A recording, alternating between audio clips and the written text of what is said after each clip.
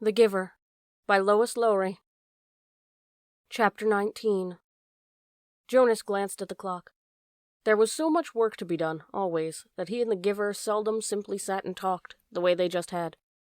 "I'm sorry that I wasted so much time with my questions," Jonas said. "I was only asking about release because my father is releasing a new child today, a twin. He has to select one and release the other. They do it by weight." Jonas glanced at the clock. "Actually, I suppose he's already finished. I think it was this morning." The Giver's face took on a solemn look. "I wish they wouldn't do that," he said quietly, almost to himself. "Well, they can't have two identical people around. Think how confusing it would be," Jonas chuckled. "I wish I could watch," he added, as an afterthought. He liked the thought of seeing his father perform the ceremony and make the little twin clean and comfy. His father was such a gentle man.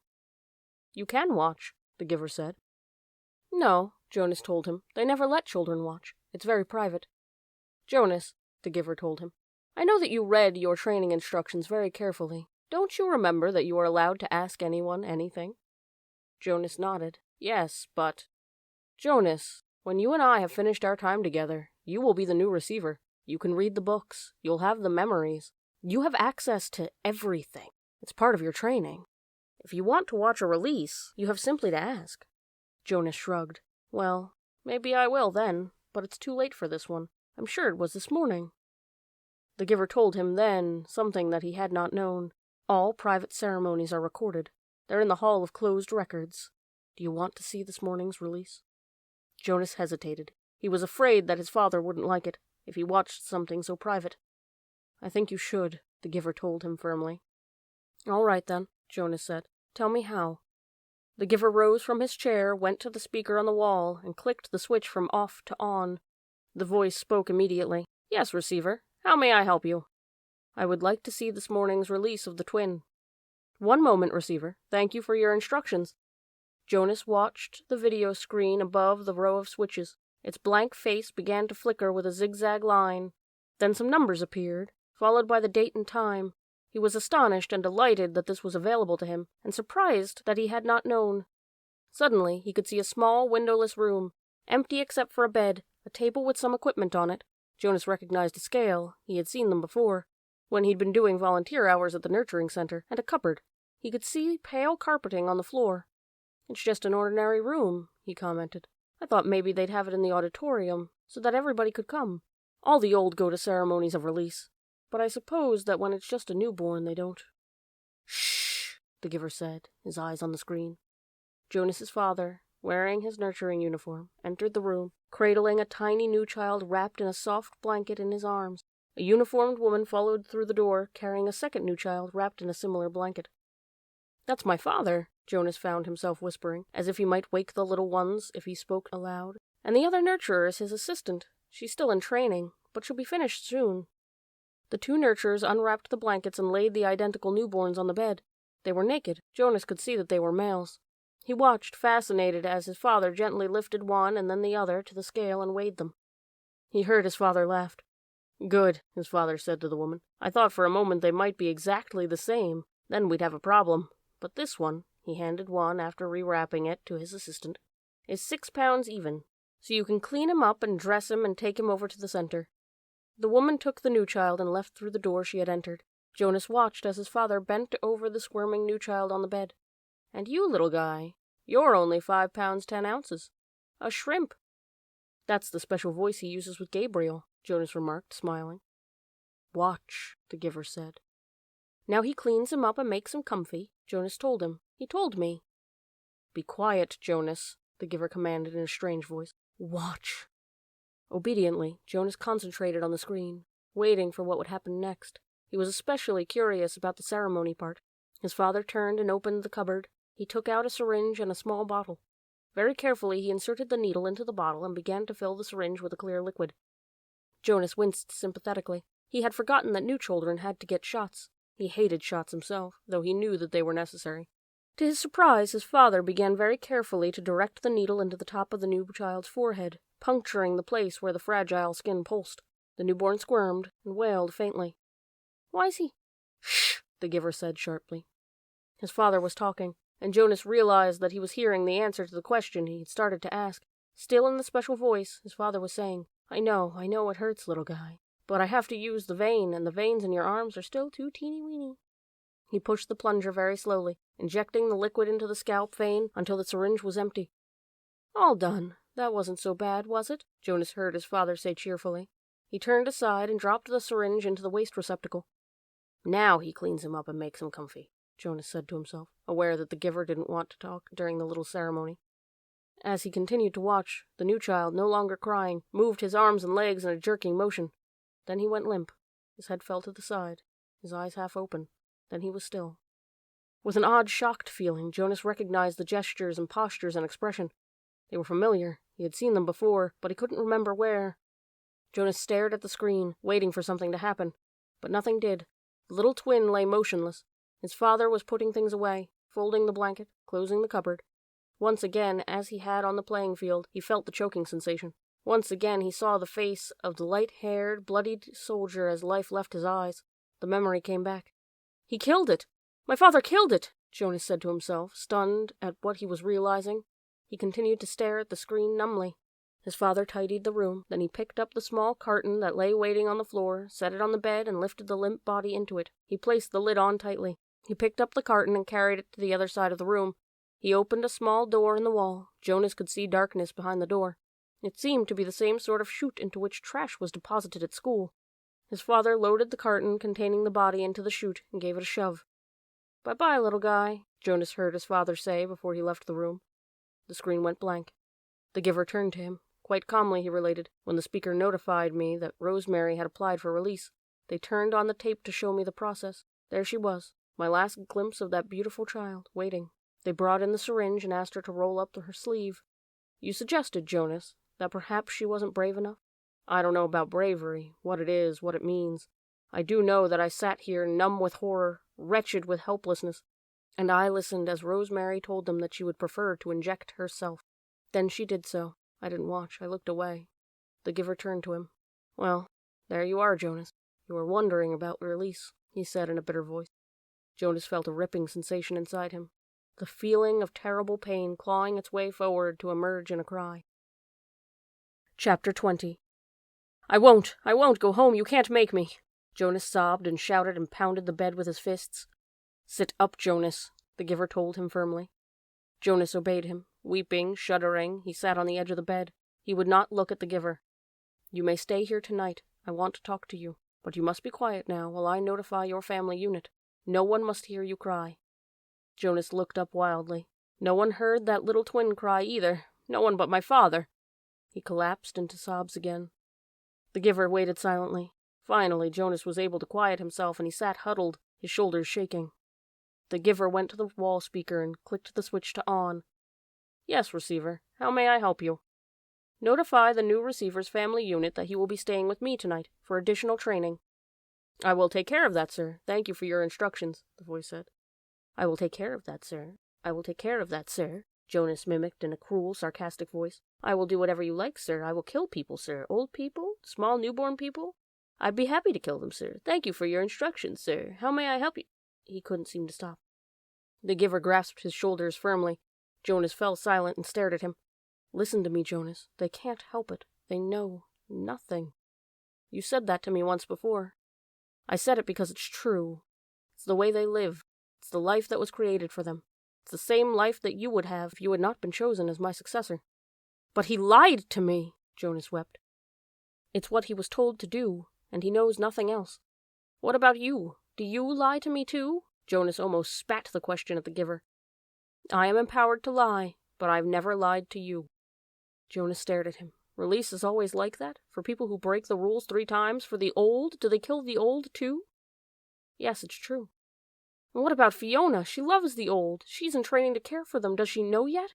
What will she do when she finds out? How will she feel?" Jonas brushed wetness from his face with the back of one hand.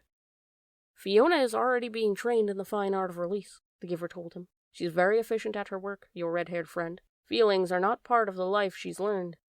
Jonas wrapped his arms around himself and rocked his own body back and forth. "What should I do? I can't go back. I can't." The giver stood up. "First we will order our evening meal. Then we will eat." Jonas found himself using the nasty, sarcastic voice again. "Then we'll have a sharing of feelings." The giver gave a rueful, anguished, and empty laugh. Jonas, you and I are the only ones who have feelings. We've been sharing them now for almost a year." "I'm sorry, Giver," Jonas said miserably. "I don't mean to be so hateful, not to you." The Giver rubbed Jonas's hunched shoulders. "And after we eat," he went on, "we'll make a plan." Jonas looked up, puzzled. "A plan for what? There's nothing we can do. It's always been this way, before me, before you, before the ones who came before you, back and back and back." His voice trailed the familiar phrase. "Jonas," the Giver said after a moment, "it's true that it has been this way for what seems forever. But the memories tell us that it has not always been. People felt things once. You and I have been part of that, so we know.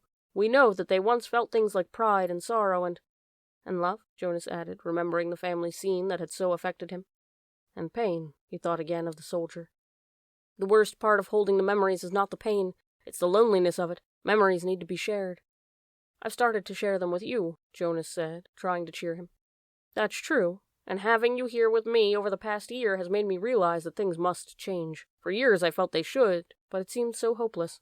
Now, for the first time, I think there might be a way," the Giver said slowly. "And you brought it to my attention, barely." He glanced at the clock. 2 hours ago. Jonas watched him and listened. It was late at night now. They had talked and talked. Jonas sat wrapped in a robe belonging to the Giver, the long robe that only elders wore. It was possible, what they had planned, barely possible. If it failed, he would very likely be killed. But what did that matter? If he stayed, his life was no longer worth living.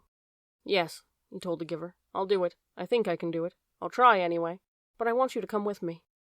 The Giver shook his head. "Jonas," he said, "the community has depended, all these generations, back and back and back, on a resident receiver to hold their memories for them. I've turned over many of them to you in the past year, and I can't take them back. There's no way for me to get them back if I have given them. So if you escape once you are gone, and Jonas, you know that you can never return." Jonas nodded solemnly. It was the terrifying part. "Yes," he said, "I know, but if you come with me." The Giver shook his head and made a gesture to silence him. He continued, "If you get away, if you get beyond, if you get to elsewhere, it will mean that the community has to bear the burden themselves of the memories you had been holding for them. I think that they can, and that they will acquire some wisdom, but it will be desperately hard for them. When we lost Rosemary 10 years ago and her memories returned to the people, they panicked, and those were such few memories compared to yours. When your memories return, they'll need help. Remember how I helped you in the beginning, when the receiving of memories was new to you?" Jonas nodded. "It was scary at first, and it hurt a lot. You needed me then, and now they will. It's no use. They'll find someone to take my place. They'll choose a new receiver. There's no one ready for training, not right away. Oh, they'll speed up the selection, of course, but I can't think of another child who has the right qualities. There's a little female with pale eyes, but she's only a 6. "That's correct. I know the one you mean. Her name is Catherine, but she's too young. So they will be forced to bear those memories." "I want you to come, Giver," Jonas pleaded.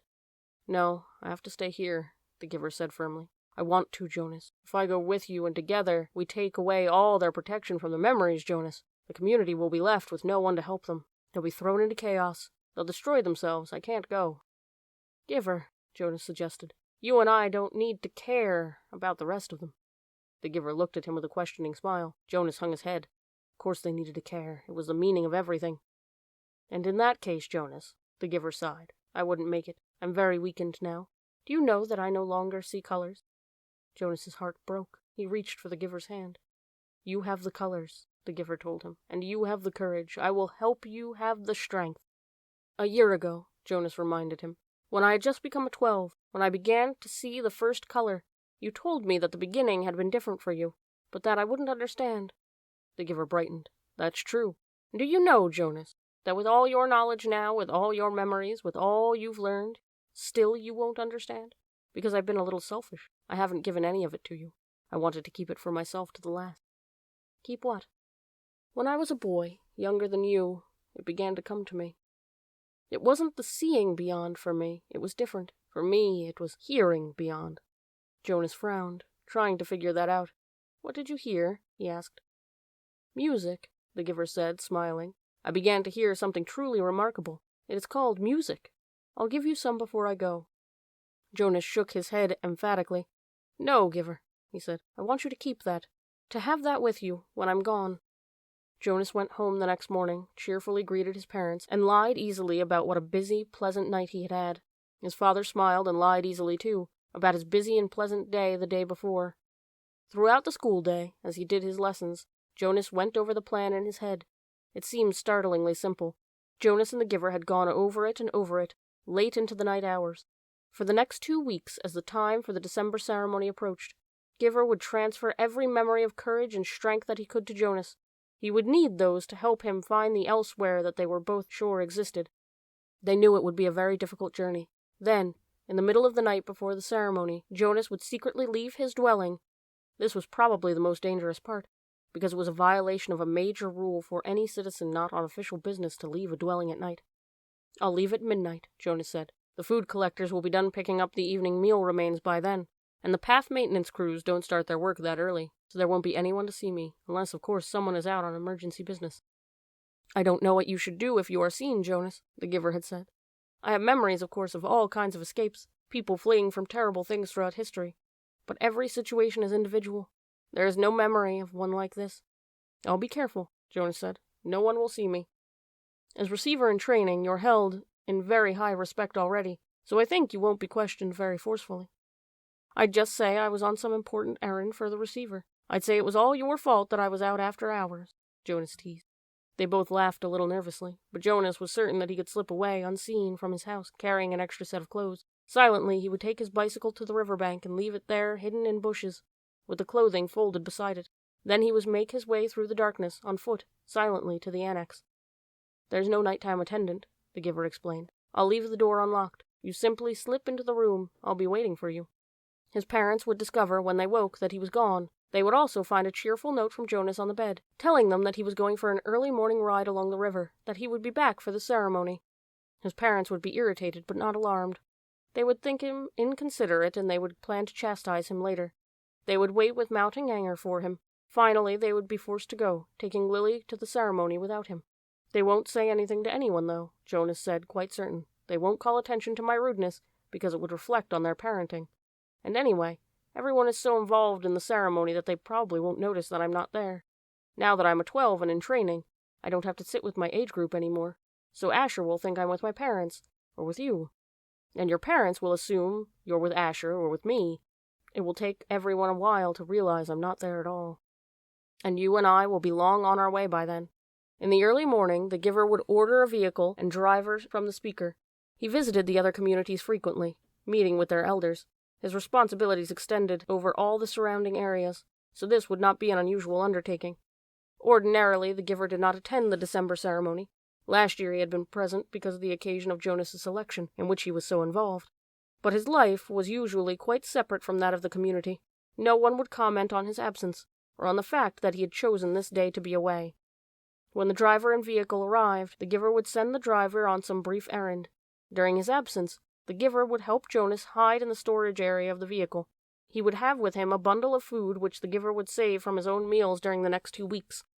The ceremony would begin, with all the community there, and by then the Giver and Jonas would be on their way. By midday, Jonas's absence would become apparent, and would be a cause for serious concern. The ceremony would not be disrupted. Such a disruption would be unthinkable, but searchers would be sent into the community. By this time, the bicycle and clothing were found. The Giver would be returning. Jonas, by then, would be on his own, making his journey elsewhere. The Giver, on his return, would find the community in a state of confusion and panic, confronted by a situation which they had never faced before, and having no memories from which to find either solace or wisdom. They would not know what to do, and would seek his advice. He would go to the auditorium where the people would be gathered still. He would stride to the stage and command their attention. He would make the solemn announcement that Jonas had been lost in the river. He would immediately begin the ceremony of loss. "Jonas! Jonas!" they would say loudly, as they once said the name of Caleb. The Giver would lead the chant. Together they would let Jonas's presence in their lives fade away as they said his name in unison more slowly, softer and softer, until he disappeared from them, until he was no more than an occasional murmur, and then, by the end of the long day, gone forever, not to be mentioned again. Their attention would turn to the overwhelming task of bearing the memories themselves. The Giver would help them. "Yes, I understand that they'll need you," Jonas had said at the end of the lengthy discussion and planning. "But I'll need you too. Please come with me." He knew the answer even as he made the final plea. "My work will be finished," the Giver had replied gently, "when I have helped the community to change and become whole. I'm grateful to you, Jonas. because without you I would never have figured out a way to bring about the change. But your role now is to escape, and my role is to stay." "But don't you want to be with me, Giver?" Jonas asked sadly. The Giver hugged him. "I love you, Jonas," he said, "but I have another place to go. When my work here is finished, I want to be with my daughter." Jonas had been staring glumly at the floor. Now he looked up, startled. "I didn't know you had a daughter, Giver. You told me that you had had a spouse, but I never knew you had a daughter." The Giver smiled and nodded. For the first time in their long months together, Jonas saw him look truly happy. "Her name was Rosemary," the Giver said. Chapter 21. It would work. They could make it work, Jonas told himself again and again throughout the day. But that evening everything changed. All of it, all the things they had thought through so meticulously, fell apart. That night Jonas was forced to flee. He left the dwelling shortly after the sky became dark and the community still. It was terribly dangerous because some of the work crews were still about, but he moved stealthily and silently, staying in the shadows, because making his way past the darkened dwellings and the empty central plaza towards the river. Beyond the plaza he could see the House of the Old, with the annex behind it, outlined against the night sky. But he could not stop there. There was no time. Every minute counted now, and every minute must take him farther from the community. Now he was on the bridge, hunched over on the bicycle, pedaling steadily. He could see the dark, churning water far below. He felt, surprisingly, no fear nor any regret at leaving the community behind, but he felt a very deep sadness that he had left his closest friend behind. He knew that in the danger of his escape he must be absolutely silent. But with his heart and mind, he called back and hoped that with his capacity for hearing beyond, the Giver would know that Jonas had said goodbye. It had happened after the evening meal. The family unit was eating together as always, Lily chattering away, mother and father making their customary comments, and lies, Jonas knew, about the day. Nearby, Gabriel played happily on the floor, babbling his baby talk, looking with glee now and then towards Jonas, obviously delighted to have him back after the unexpected night away from the dwelling. Father glanced down towards the toddler. "Enjoy it, little guy," he said. "This is your last night as visitor." "What do you mean?" Jonas asked him. Father sighed with disappointment. "Well, you know he wasn't here when you got home this morning because we had to have him stay overnight at the nurturing center. It seemed like a good opportunity, with you gone, to give it a try. He'd been sleeping so soundly." "Didn't it go well?" Mother asked sympathetically. Father gave a rueful laugh. "That's an understatement. It was a disaster. He cried all night apparently. The night crew couldn't handle it. They were really frazzled by the time I got to work." "Gabe, you naughty thing," Lily said with a scolding little cluck towards the grinning toddler on the floor. "So," Father went on, "we obviously had to make a decision. Even I voted for Gabriel's release when we went to the meeting this afternoon." Jonas put down his fork and stared at his father. "Release?" he asked.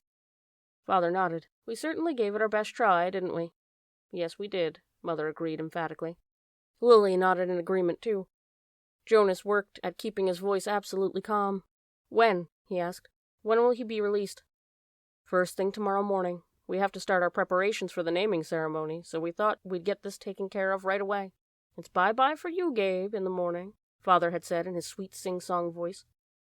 Jonas reached the opposite side of the river, stopping briefly and looked back. The community where his entire life had been lived lay behind him now, sleeping. At dawn, the orderly, disciplined life he had always known would continue again, without him. The life where nothing was ever unexpected, or inconvenient, or unusual, the life without color, pain, or past. He pushed firmly against the pedal with his foot and continued riding along the road. It was not safe to spend time looking back. He thought of the rules he had broken so far. Enough that if he were caught now, he would be condemned. First, he had left the dwelling at night, a major transgression. Second, he had robbed the community of food, a very serious crime, even though what he had taken was leftovers, set out on the dwelling doorsteps for collection. Third, he had stolen his father's bicycle. He had hesitated for a moment, standing beside the bike port in the darkness, not wanting anything of his father's and uncertain as well whether he could comfortably ride the large bike when he was so accustomed to his own. But it was necessary because it had the child seat attached to the back, and he had taken Gabriel too. He could feel the little head nudge his back, bouncing gently against him as he rode. Gabriel was sleeping soundly, strapped to the seat. Before he had left the dwelling, he had laid his hands firmly on Gabe's back and transmitted to him the most soothing memory he could. A slow, swinging hammock under the palm trees on an island someplace, at evening, with a rhythmic sound of languid water lapping hypnotically against the beach nearby. As the memory seeped from him into the new child, he could feel Gabe's sleep ease and deepen. There had been no stir at all when Jonas lifted him from the crib and placed him gently into the molded seat. He knew that he had the remaining hours of night before they would be aware of his escape, so he rode hard, steadily, willing himself not to tire as the moments and miles passed on. There had been no time to receive the memories he and the giver had counted on, of courage and strength, so he relied on what he had, and hoped it would be enough. He circled the outlying communities, their dwellings dark. Gradually, the distances between the communities widened, with longer stretches of empty road. His legs ached at first, then, as time passed, they became numb. At dawn, Gabriel began to stir. They were in an isolated place. Fields on either side of the road were dotted with thickets of trees here and there. He saw a stream and made his way to it across the rutted, bumpy meadow. Gabriel, wide awake now, giggled as the bicycle jolted him up and down. Jonas unstrapped Gabe, lifted him from the bike, and watched him investigate the grass and twigs with delight. Carefully, he hid the bicycle in thick bushes. "Morning meal, Gabe." He unwrapped some of the food and fed them both.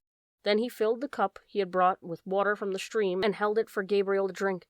He drank thirstily himself and sat by the stream, watching the new child play. He was exhausted. He knew he must sleep, resting his own muscles and preparing himself for more hours on the bicycle. It would not be safe to travel in daylight.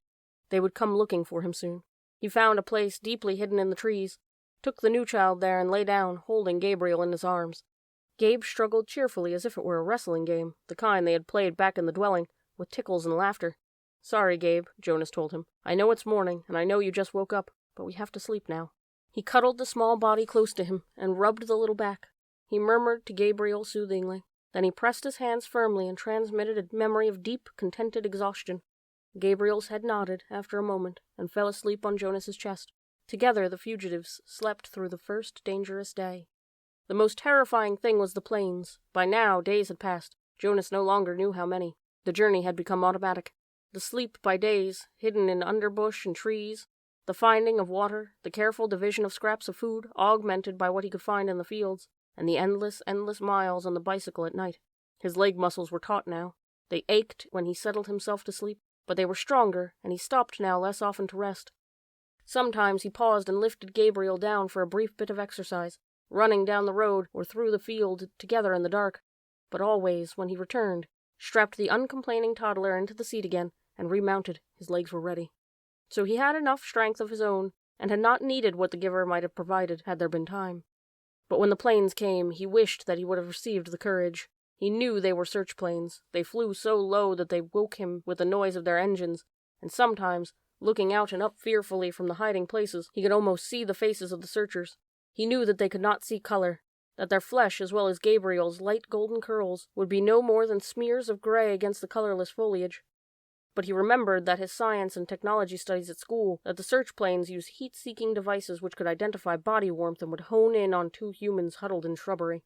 So always, when he heard the aircraft sound, he reached to Gabriel and transmitted memories of snow, keeping some for himself. Together they became cold, and when the planes were gone, they would shiver, holding each other, until sleep came again. Sometimes, urging the memories into Gabriel, Jonas felt that they were more shallow, a little weaker than they had been. It was what he had hoped, and what he and the giver had planned, that as he moved away from the community, he would shed the memories and leave them behind for the people. But now when he needed them, when the planes came, he tried hard to cling to what he still had, cold, and to use it for their survival. Usually the aircraft came by day, when they were hiding, but he was alert at night now too, on the road, always listening intently for the sound of engines. Even Gabriel listened, and he would call out, "Plane! Plane!" sometimes before Jonas had heard the terrifying noise. When the aircraft searchers came, as they did occasionally, during the night as they rode, Jonas sped to the nearest tree or bush, dropped to the ground, made himself and Gabriel cold. But it was sometimes a frighteningly close call.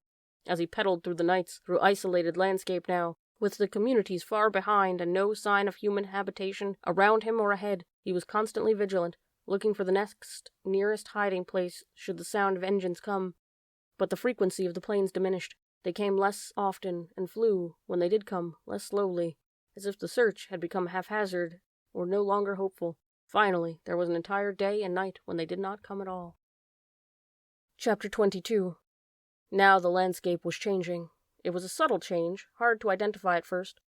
The road was narrower and bumpy, apparently no longer tended to by road crews. It was harder suddenly to balance on the bike, and the front wheel wobbled over stones and ruts.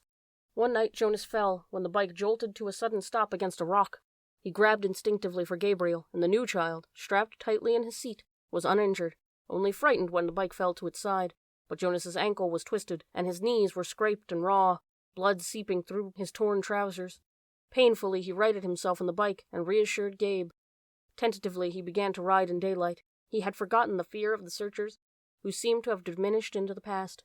But now there were new fears. The unfamiliar landscape held hidden, unknown perils. Trees became more numerous. The forests beside the road were dark and thick with mystery. They saw streams more frequently now, and stopped often to drink.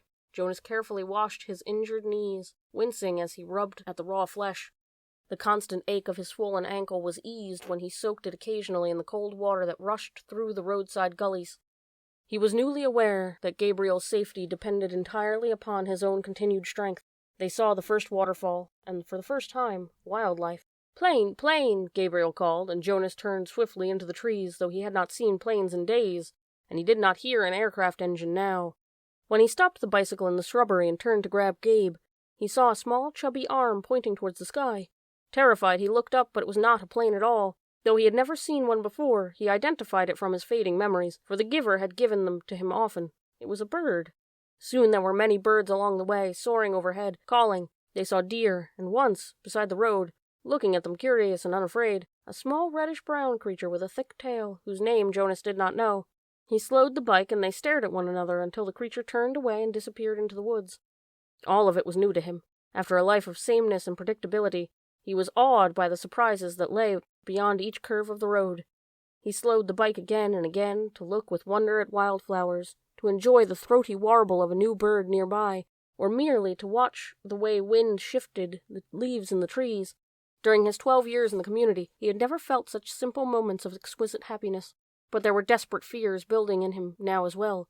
The most relentless of his new fears was that they would starve. Now that they had left the cultivated fields behind them, it was almost impossible to find food. They finished the meager store of potatoes and carrots that they had saved from the last agricultural area, and now they were always hungry. Jonas knelt by a stream and tried, without success, to catch a fish with his hands. Frustrated, he threw rocks into the water, knowing even as he did so that it was useless. Finally, in desperation, he fashioned a makeshift net, looping the strands of Gabriel's blanket around a curved stick. After countless tries, the net yielded 2 flopping silvery fish. Methodically, Jonas hacked them to pieces with a sharp rock and fed the raw shreds to himself and Gabriel. They ate some berries and tried without success to catch a bird. At night, while Gabriel slept beside him, Jonas lay awake, tortured by hunger, and remembered his life in the community where meals were delivered to each dwelling every day. He tried to use the flagging power of his memory to recreate meals, and managed brief, tantalizing fragments, banquets with huge roasted meats, birthday parties with thick frosted cakes, and lush fruits picked and eaten, sun-warmed and dripping from trees. But when the memory glimpses subsided, he was left with the gnawing, painful emptiness. Jonas remembered, suddenly and grimly, the time in his childhood when he had been chastised for misusing the word. The word had been starving. "You've never been starving," he had been told. "You will never be starving." Now he was. If he had stayed in the community, he would not be. It was as simple as that. Once he had yearned for choice. Then, when he had had the choice, he made a wrong one, the choice to leave, and now he was starving. But if he had stayed, his thoughts continued, if he had stayed, he would have starved in other ways. He would have lived a life hungry for feelings, for love, for color. And Gabriel? For Gabriel, there would be no life at all, so there had not really been a choice. It became a struggle to ride the bicycle as Jonas weakened from lack of food, and he realized at the same time that he was encountering something that he had for a long time yearned to see. Hills. His sprained ankle throbbed as he was forced to pedal downward in an effort that was almost beyond him. And the weather was changing. It rained for 2 days. Jonas had never seen rain, though he had experienced it often in the memories. He had liked those rains, enjoyed the feeling of it, but this was different. He and Gabriel became cold and wet, and it was hard to get dry, even when sunshine occasionally followed. Gabriel had not cried during the long, frightening journey. Now he did. He cried because he was hungry and cold and terribly weak. Jonas cried too, for the same reasons, and another reason as well. He wept because he was afraid now that he could not save Gabriel. He no longer cared about himself. Chapter 23. Jonas felt more and more certain that the destination lay ahead of him, very near now in the night that was approaching. None of his senses confirmed it. He saw nothing ahead except the endless ribbon of road unfolding and twisting narrows and curves. He had heard no sound ahead, yet he felt it, felt that elsewhere was not far away. But he had little hope left that he would be able to reach it. His hope diminished further when the sharp, cold air began to blur and thicken with swirling white. Gabriel, wrapped in his inadequate blanket, was hunched, shivering, and silent in his little seat. Jonas stopped the bike wearily, lifted the child down, and realized with heartbreak how cold and weak Gabe had become. Standing in the freezing mound that was thickening around his numb feet, Jonas opened his own tunic and held Gabriel to his bare chest, and tied the torn and dirty blanket around them both.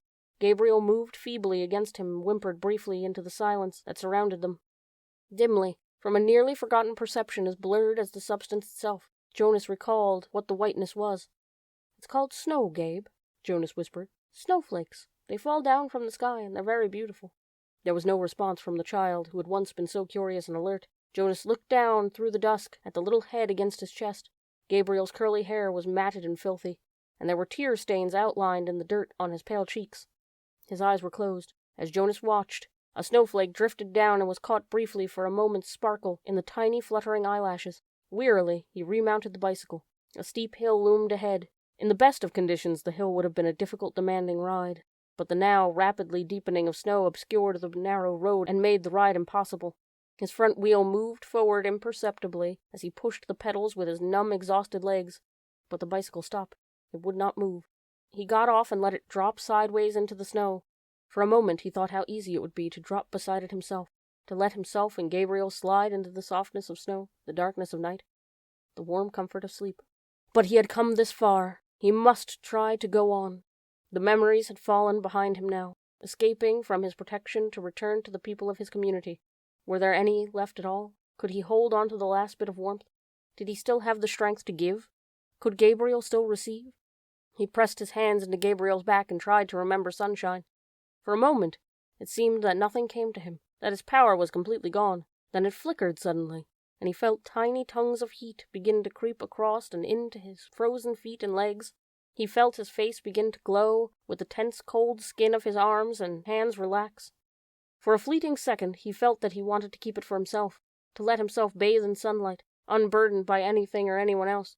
But the moment passed, and was followed by an urge, a need, a passionate yearning to share the warmth with the one person left for him to love. Aching from the effort, he forced the memory of warmth into the thin, shivering body in his arms. Gabriel stirred. For a moment they were both bathed in warmth and renewed strength as they stood hugging each other from the blinding snow. Jonas began to walk up the hill. The memory was agonizingly brief. He had trudged no more than a few yards through the night when it was gone and they were cold again.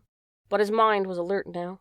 Warming himself ever so briefly had shaken away the lethargy and resignation and restored his will to survive. He began to walk faster on feet that he could no longer feel, but the hill was treacherously steep. He was impeded by snow and his own lack of strength. He didn't make it very far before he stumbled and fell forward. On his knees, unable to rise, Jonas tried a second time. His consciousness grasped a wisp of another warm memory and tried desperately to hold it there, to enlarge it, to pass it to Gabriel. His spirits and strength lifted with momentary warmth, and he stood. Again Gabriel stirred against him as he began to climb. But the memory faded, leaving him colder than before. If only he had time to receive more warmth from the giver before he escaped. Maybe there would be more left for him now, but there was no purpose in if-onlys. His entire concentration now had to be on moving his feet, warming Gabriel and himself, and going forward. He climbed, stopped, and warmed them both briefly again, with a tiny scrap of memory that seemed certainly to be all he had left. The top of the hill seemed so far away, and he did not know what lay beyond, but there was nothing left to do but to continue. He trudged upward. As he approached the summit of the hill at last, something began to happen. He was not warmer. If anything, he felt more numb and more cold. He was not less exhausted. On the contrary, his steps were leaden, and he could barely move his freezing, tired legs. But he began, suddenly, to feel happy. He began to recall happy times. He remembered his parents and his sister. He remembered his friends Asher and Fiona. He remembered the giver. Memories of joy flooded through him suddenly.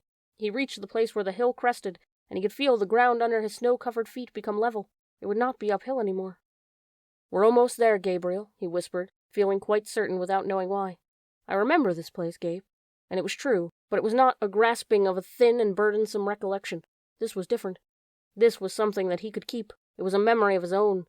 He hugged Gabriel and rubbed him briskly, warming him to keep him alive. The wind was bitterly cold. The snow swirled, blurring his vision, but somewhere ahead, through the blinding storm, he knew there was warmth and light. Using his final strength and a special knowledge that was deep within him, Jonas found the sled that was waiting for him at the top of the hill.